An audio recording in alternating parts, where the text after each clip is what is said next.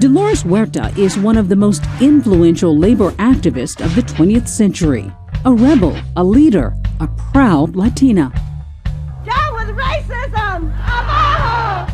Huerta worked tirelessly to launch a workers' rights revolution during a time when the U.S. had a dark history buried in its farm fields and when some were afraid to fight for their rights. And they said to me, "Oh, Dolores, no se puede." And so my response to them was, "Yes, we can. Sí se puede. Sí se puede." She coined the popular protest chant decades before it would become an enduring campaign slogan for President Obama.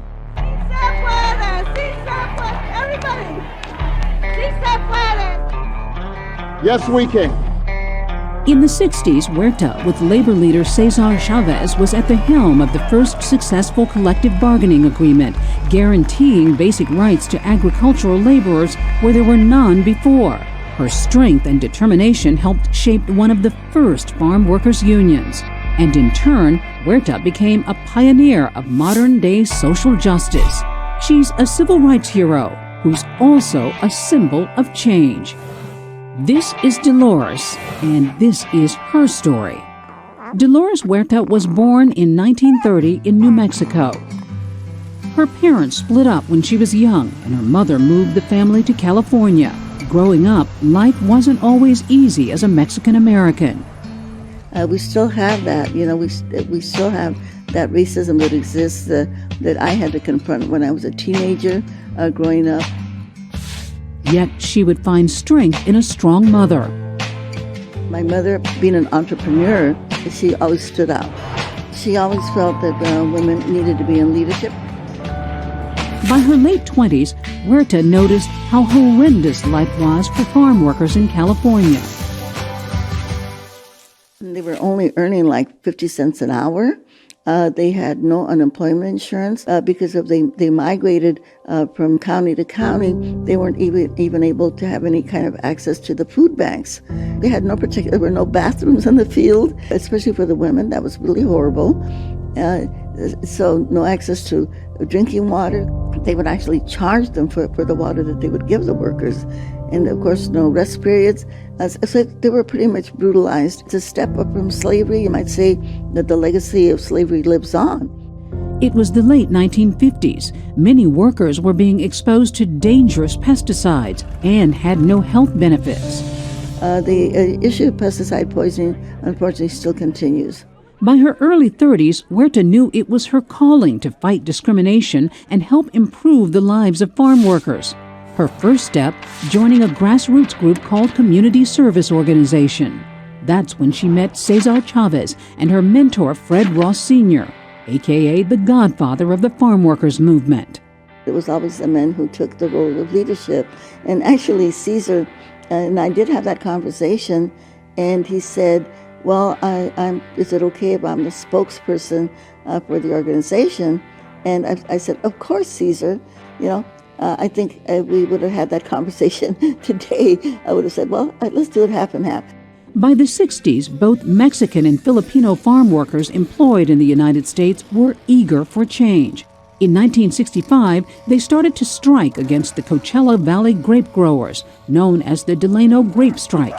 And from there, the United Farm Workers Union came to be. In California, what you have agribusiness. So you have big major corporations that own thousands and thousands of acres of land. And so the numbers of small farmers, as we think about farmers, is very minute in the state of California. So these are very large landowners, and they employ thousands and thousands of workers. When striking didn't do the trick, farm workers resorted to boycotting the grape business, traveling far and wide to spread the word. And companies began to respond. That was grapes! Abajo! That was yellow wine! Abajo! Within a few weeks of the boycott, they said, okay, we don't want anybody to boycott our liquor. They signed the contract, so we found out that it did work. But reaching the entire country took time. Activists fought the corporate growers and President Nixon, who was supporting the growers by sending their grapes to soldiers in Vietnam. People across America eventually boycotted grapes. were able to get 17 million people to stop eating grapes. It took 5 years for key demands to be met. When the boycott finally ended, farm workers were guaranteed some basic rights, a first in the history of the United States. After everything had ended, more than 20 California grape growers agreed to begin treating farm workers more fairly. Fighting injustice peacefully was key for Huerta. But when she was 58, she did encounter violence in San Francisco. She'd been protesting agricultural policies. Presidential candidate George Bush I had a press conference in Fresno, California, saying there's nothing wrong with pesticides. The government takes care of people to make sure they're safe. So I drove up to San Francisco, and we were, protesting his statement that he made. And the police came in and started beating up people in the crowd, and I was one of the victims. They broke, I think, 4 ribs, and they never found my spleen. It was pulverized. He hit me so hard. Now, on the verge of death after 30 years of activism, she knew it was time to take a break. She was able to reconnect with her 11 children, some who felt their mother had been physically absent from their lives for too long. But Huerta would never stop working for the people. I actually stayed with the union for 9 years after Caesar died. Discrimination and sexism were constants in her life as a woman in a male-dominated world. Most of her life, she'd never thought to take credit for her work. But later on, she came to the realization that speaking in favor of women and supporting her community were key for the future. In 2002, Huerta won $100,000 for the Puffin Prize Award. She used this to start the Dolores Huerta Foundation. In 2012, she was awarded the Presidential Medal of Freedom from President Obama. And on a personal note, Dolores was very gracious when I told her I had stolen her slogan, "Si se puede," yes we can. Si se puede, si se puede, everybody. The spirit of a people. Yes, we can. There are now 7 elementary schools in California named after Dolores Huerta, and the state of California named a day for Huerta in the month of April. Even today, she is still a steadfast and tireless activist, still on the road, fighting for human rights, working to end racism, and advocating for education. We have a lot of work to do in our country to make sure that democracy works, and it can work. For this social justice champion, clearing a path for farm workers and minorities to succeed has been a crowning accomplishment. But like trailblazers who came before her, Huerta realizes the fight is never over. We just got to sacrifice a little bit so that we can, make our world a better place.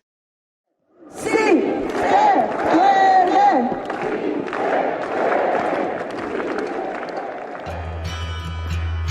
Dolores Huerta, a labor activist who struggled to break new ground for people across the country, still wants equal pay for women, health care for all, free education, and social justice. When I meet farm workers and they see me, and the one thing that they always point out, the toilets in the fields. And I think when we translate that into dignity, giving farm workers the dignity that they deserve for the work that they do to feed our nation,